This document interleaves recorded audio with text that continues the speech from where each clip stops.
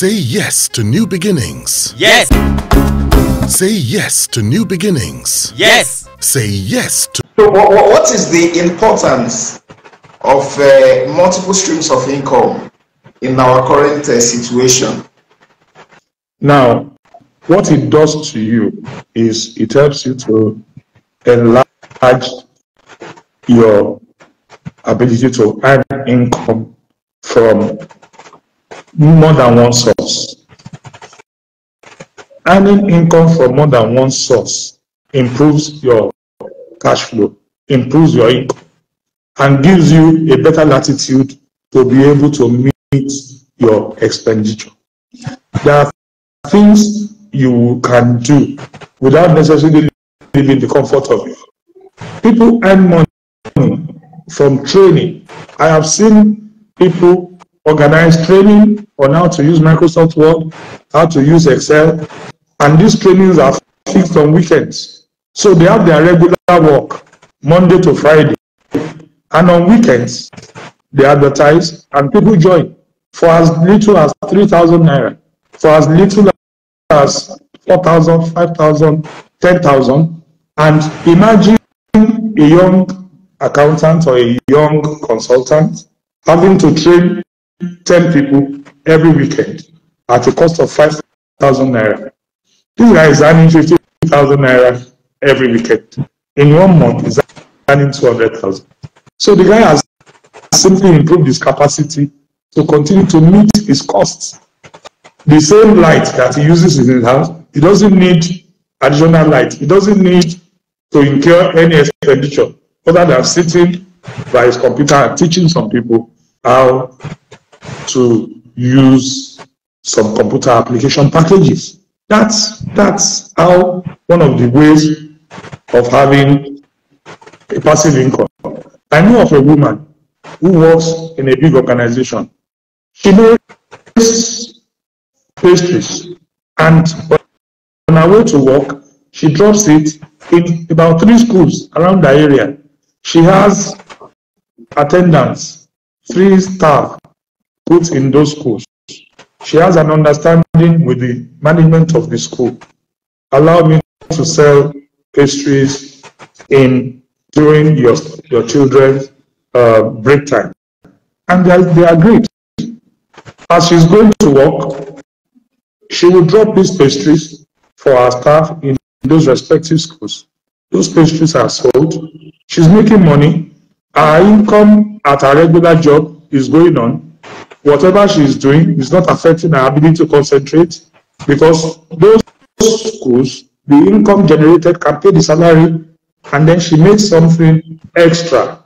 She's not distracted from her major work that gives her maybe the bigger chunk, but again she's able to make something extra. So having multiple streams of income is good, but it must be done in a way that it doesn't make you lose your major stream of income.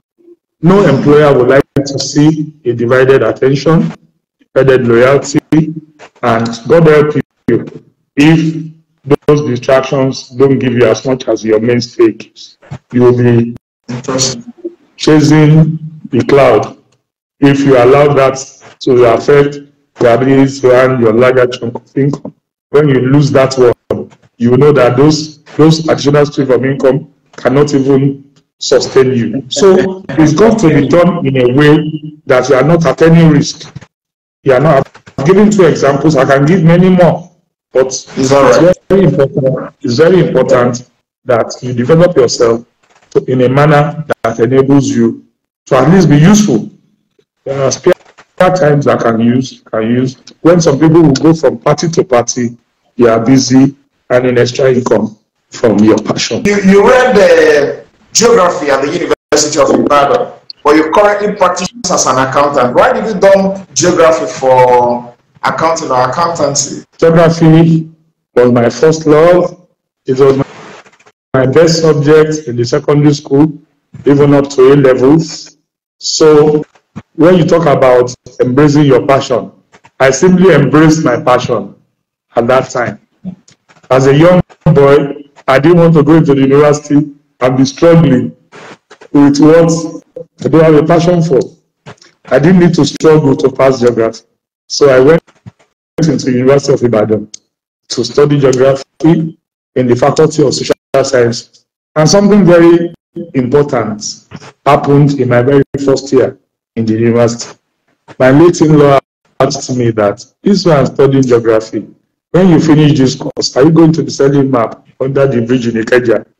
This was my very first 100 level, first year in the university. When I was asked that question, my brain job started. So after this geography, what's next? After this geography, what's next? That's what is missing these days. Career guidance, career planning. That singular question jump started my brain. And I immediately came up with 3 options. The man asked me to leave the university, that he would try and get me into the KPMGs of this world or an accounting firm. He was an accountant himself, and he says, you become an article clerk. And before your classmates pass out of university, you will have qualified as a chartered accountant, and your salary will be like 10 times of theirs. That was very tempting, but I couldn't, there was nothing I would do. I couldn't sabotage my university education for any. As a young man, I was enjoying myself in the university. I can't understand why anybody would tell me to come to Lagos and be struggling to catch Molue to my place of work. So I decided I was going to finish my course of study, but right from the 100 level, I decided that what were the options before me? The first option that came was finish this degree and go and study, have a PhD in urban and regional planning. Second one was go to flying school, go and be a pilot. I didn't, and the third one was the suggestion given to me by my late in-law. The first one, I couldn't embrace it because I looked at myself. Do I want to go for a PhD and be a lecturer? What are the choices? What are the options before me? I threw that aside. Go to the flying school in Zaria, and at that time, I understand to go through the course in flying school, you need tons, millions and millions of naira.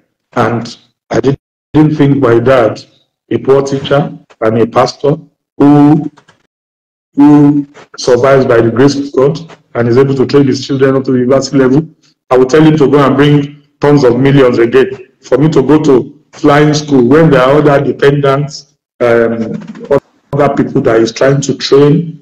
And so that one left, that one. So right from my 100 level, it was a 3-year course because I entered by direct entry.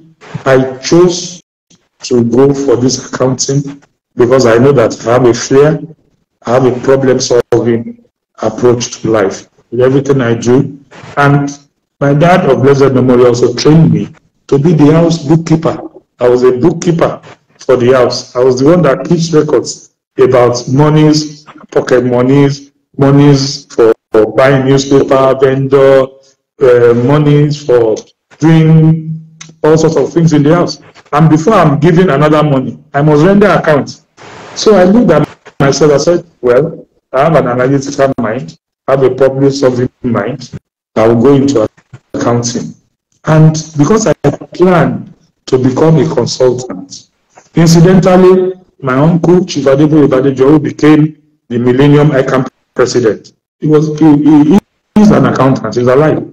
And I looked at him. I loved the way he dresses, immaculate dressing, he's respected in society, he's comfortable. I like the cars he drives a brand new cars. He was, if he enters anywhere, respect comes. And if respect follow you, what you remain. So that was how, right from the university, because I knew what I was going to go into, I started to chart my course. I started to do sociology courses, psychology courses as electives and the compulsory courses. And those courses prepared me for what I'm doing today. If I'm talking about psychology of human behavior, if I'm talking of abnormal psychology, if I'm talking sociology, all of this goes into understanding the human nature. I mean, there's the human element in anything we do. If I'm going to analyze a company, if I'm going to tell a company, these are the problems you have, it is human beings that will create those problems. It is human beings that will solve those problems. So you must understand the psychology of human behavior. You must be able to distinguish, because before, what fuels for change. As soon as I left the university, I jumped into accounting, and the rest is history. The rest is history. Now, we still have some accountants who have not excelled in the profession. Why do you think this is so? Now, your ability to excel is a function of your training and your exposure. If you are, I will tell you two things that I say. Some people may not like it. There are exam qualified accountants, and there are professional school. To pass an exam does not make you competent to practice that profession if you have not received the proper professional upbringing and training. Somebody that studied medicine in the university, went for house job, and then came out, can that person immediately be drafted to the surgery room to go and perform surgery? The person needs to go for specialist courses and train to become a specialist. You must identify what you want to do and train. So if you are an accountant and your exposure is limited and your training is limited, you will find it difficult to operate in the world that we are in today. What you don't have, you cannot give what you don't have. You cannot, when you advise people and they take your advice and the advice doesn't work for them, you're losing credibility, you lose goodwill, and you cannot do well. People will follow you when you give advice, and that advice works for them. And then you can add value. If you cannot add value to people's businesses, you can't be in business. So an accountant that wants to succeed must be value driven. Okay. You cannot give what you don't have. Train and retrain and retrain so that you can add value to people's life. You can help people run their business better, and then you'll be sought after.